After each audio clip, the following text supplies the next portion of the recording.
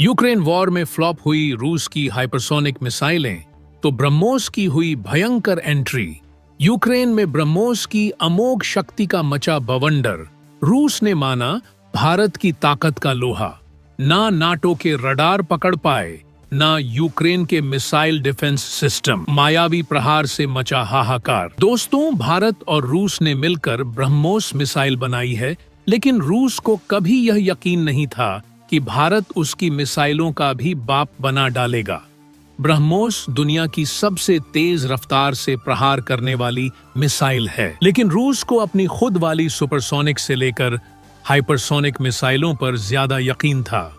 लेकिन Ukraine war में उसके एक के बाद एक सभी हथियार बेकार साबित होने लगे, तो अचानक उसे फिलीपींस वाली बात समझ आने लगी, जिसने अभी भारत से ब्रह्मोस मिसाइलें खरीदकर चीन की छाती पर ताना है। यह मिसाइल लगाने के बाद फिलीपींस न केवल लगातार और मिसाइलों की डिमांड कर रहा है, बल्कि उसने दुनिया को बता दिया कि यह मिसाइल आखिर क्या बला है।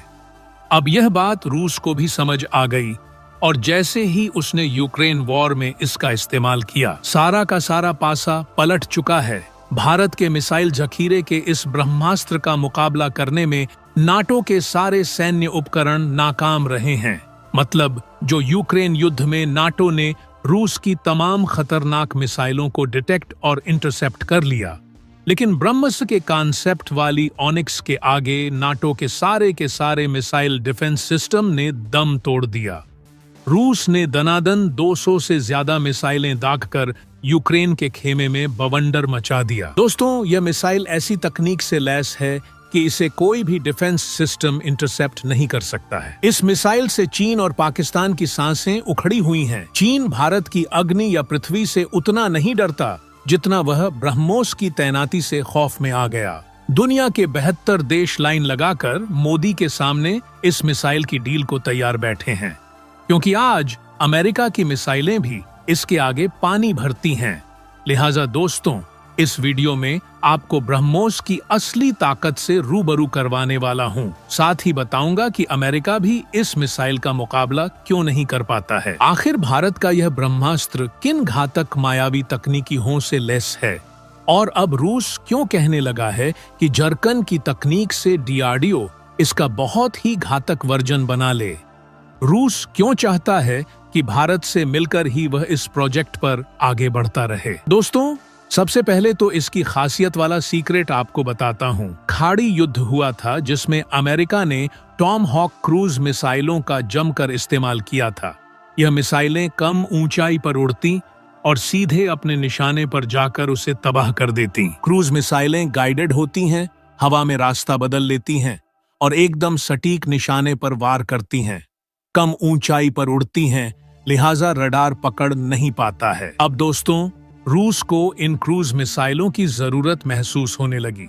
रूस जानता था कि उसके पास रॉकेट इंजन है, मिसाइल को तूफान बनाने की तमाम ताकत है, लेकिन सॉफ्टवेयर एविनिक्स और इलेक्ट्रॉनिक कैपेबिलिटी कम है, और यह ताकत अमेरिका, इजराइल, जापान के पास ज्यादा थी। अब उसे दोस्त की जरूरत थी जो उसकी तकनीक में अपनी तकनीक मिला दे, तो प्रचंड ब्रह्मास्त्र बन जाए। भारत के पास भी उस समय तक सुपरसोनिक मिसाइलों के लिए जरूरी खास तरह का इंजन, यानी रमझट इंजन बनाने की तकनीक नहीं थी। इसे एयर ब्रीडिंग इंजन कहते हैं। यह मिसाइल को आवाज से तेज उड़ा सकता है। हालांकि दूसरी चीजें यानी एरोडायनेमिक्स, वर्ड कंट्रोल पैनल में भारत बहुत आगे था। दूसरी ओर रूस ने क्रूज मिसाइल का बेहद खतरनाक इंजन डेवलप कर लिया था, लेकिन वो बाकी मामलों में पीछे था। तो आज से 29 साल पहले भारत और रूस एक मेज पर बैठे दोनों देशों ने मिलकर यह तय किया कि एक ऐसी मिसाइल बनाई जाए जो दुनिया में किसी के भी पास नहीं है, और उसका तोड़ भी किसी के पास नहीं हो, जो एक साथ सभी जगह से काम कर सके, यानी आसमान, जमीन, समंदर के ऊपर और समंदर के नीचे। दोस्तों, भारत उस वक्त सॉफ्टवेयर में तेजी से आगे बढ़ चुका था, लिहाजा इस मिसाइल पर काम हुआ, और पूरी दुनिया देख रही है कि इस मिसाइल के आगे कुछ नहीं ठहरता है। रूस इसका यूक्रेन वॉर में इस्तेमाल नहीं कर रहा था, लेकिन अब आखिरी मोर्चे पर जब उसे हार मिलने लगी, तो इसकी एंट्री करवा डाली और जैसे ही इसकी एंट्री हुई है पूरा पासा पलट चुका है। बड़ी बात तो यह है दोस्तों, चीन के दुश्मन देश यानी फिलीपींस ने दुनिया को इसकी असली खासियत बताई तो अब भारत के पास ऑनर्डर्स की लाइन लग चुकी है। दोस्तों, इस मिसाइल की खास बात आपको बताऊं तो यह एक सुपरसोनिक मिसाइल है, यानी आवाज की गति से भी तेज। इसमें मुख्य तौर पर 2 स्टेज हैं। पहले चरण में इसके बूस्टर इंजन मिसाइल को सुपरसोनिक स्पीड देते हैं। इनका काम इसके बाद खत्म हो जाता है। इसके बाद रोल शुरू होता है। लिक्विड ड्रम झटका इसमें मिसाइल आवाज की 3 गुना तक स्पीड पकड़ती है। ब्रह्मोस मिसाइल को घातक बनाती है इसकी स्पीड, एक्यूरेसी, कंट्रोल और मैन्यूरेबल तकनीक। अगर किसी खास टारगेट को हिट करना है तो यह काम ब्रह्मोस से पूरा किया जा सकता है। इतनी स्पीड पर किसी भी रडार के लिए इसे पकड़ना बहुत मुश्किल है।